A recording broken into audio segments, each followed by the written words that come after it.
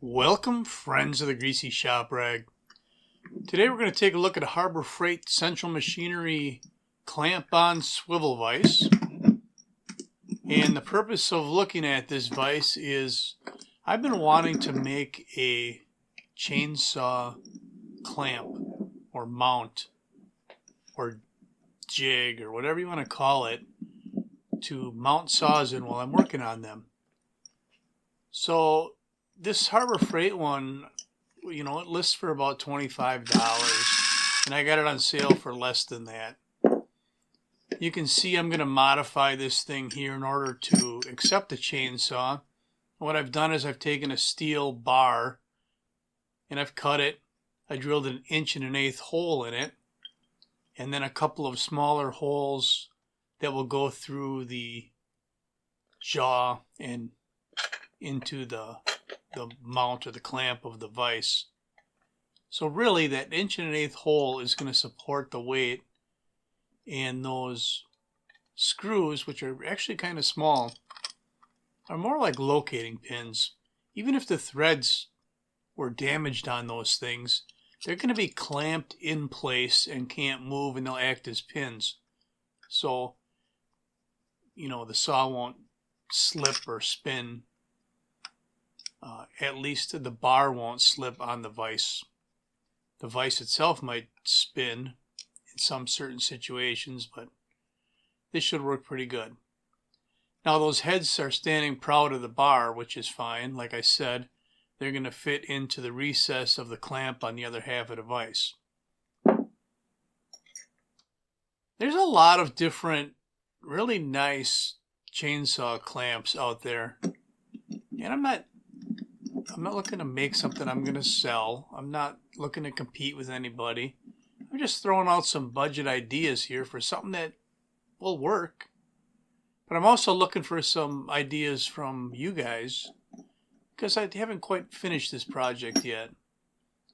So you see that those screw heads are just going to recess into the other clamp. So that's all locked in place.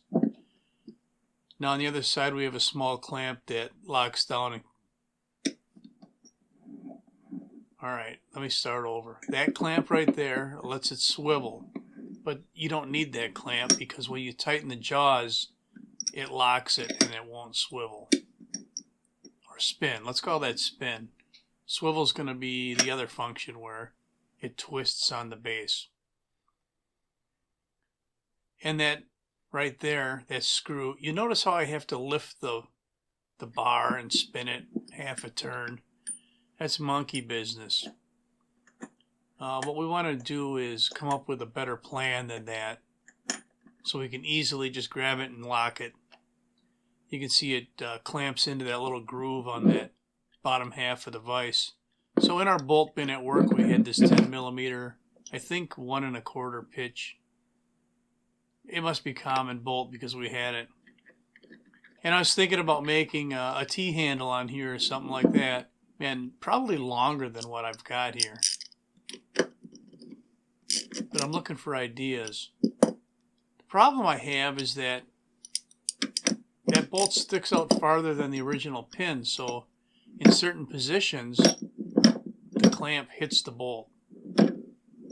Now I can get around this problem if I raised up the vise. You see, if it was just an inch higher, it's going to clear.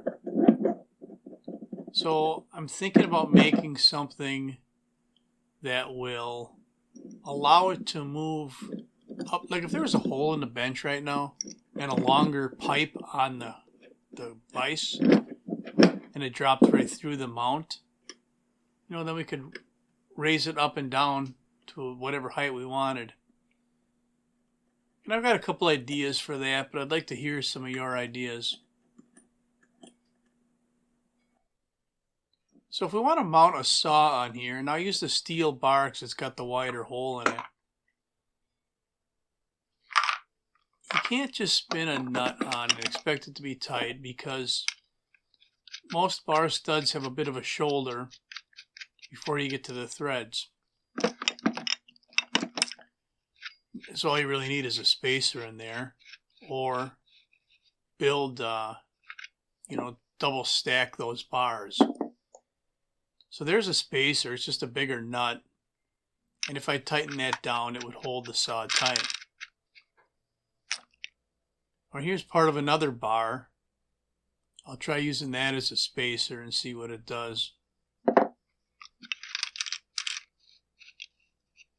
It's going to work just fine like that. And using these steel bar nuts, which are wider, makes a big difference. So if I just give that a little buzz with the impact and snug it down, you see that relationship between the saw and the clamp is nice and tight. The whole clamp is wiggling right now, but it's actually wiggling at the base. If it was bolted down to the bench, it wouldn't wiggle.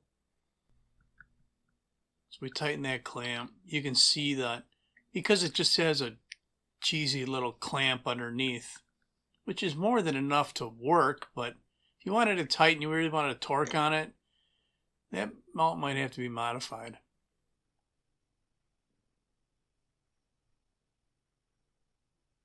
But you can see that this is going to allow for any working position on the saw. You want to work on the top or the bottom or one of the sides, you can find that position pretty easily. Making that handle on the bottom, that clamp, more user-friendly is key. Let's try taking this saw off here and trying a different saw. So I've got an older Poulan sitting here, or part of one anyway. And it has a boss on either side of the bar stud. You can see it's sitting there on the bench.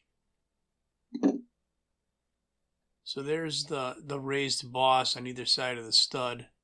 And that's going to stand proud of the bar. So you're definitely going to need a spacer, because if you just spun a nut on there, it'd be flopping around on there.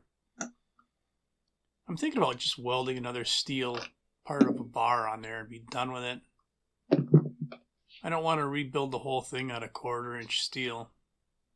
It would certainly be strong, but I don't know if it's necessary. So let me know what ideas you have on this. I'm really looking forward to hearing some improvements on this idea. That's all I'm going to have for you on the Harbor Freight clamp-on vise, used as a chainsaw clamp. Thanks for watching. Later.